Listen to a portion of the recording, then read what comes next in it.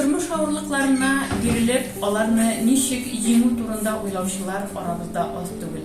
Менә шундыйларга карата мин шәһәрдәшебез Лилия Кузьминаны үрнәк итеп куяр идем. Ул саулыгы буенча авырлыклар кичергәч, яшәүгә тәм югалтканнан соң, баласы хезмәтенә, баласы хакына, үзендә яшәүгә көч тапкан үрнәк ханым. Бүгенге көндә ул шәһәребезнең бизнес ледия. Әйнде хәзерге вакытта Лилия Анапа шәһәрендә яшәп, биредә эшләвен дәвам итә. Ул җәйге чорда биредә акча эшләү нияте белән. Лилия, исәнмесез? Вот объясните, пожалуйста, почему вы решили на заработки на летнее время уехать именно в теплые края, в данный момент в Анапу? Потому что по своей отрасли летом у меня небольшой доход, а на одну песен не проживешь. И нашла вот такой выход, это зарабатывать, приехать, соответственно, с определенной суммы денег, питание, проживание, у нас здесь все включено. И очень хорошая зарплата. Сложно, конечно, то, что жарко и место такое незнакомое. Но надо помогать маме и воспитывать ребенка. Самый оптимальный вариант для меня. Работаю за барной стойкой барменом.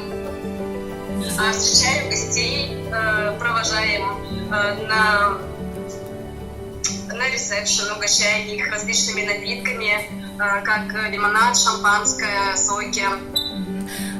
Как я знаю, вы еще массажист, да? Вы это применяете там, в Анапе? После работы, да, делаю массаж по возможности, или между перерывами, если у кого-то спина заболит, они обращаются, стараюсь как-то помочь. Красота, она должна быть внутренняя. Легкий массирующий движение – это массаж с кремом. Легкие волнистые волосы. Губки надо обязательно промассировать. И все. Вот так вот это я все делаю.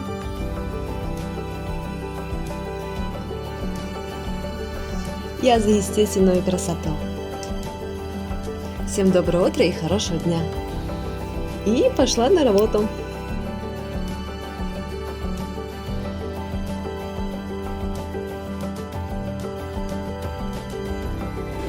Встречаем гостей шампанским, детишек угощаем лимонадом, квасом. Наш любимый отель «Славянка». Приезжайте все к нам. Кофе. И делаем кофе. Кофе капучино, американо и экспрессо. Самое вкусное – это капучино.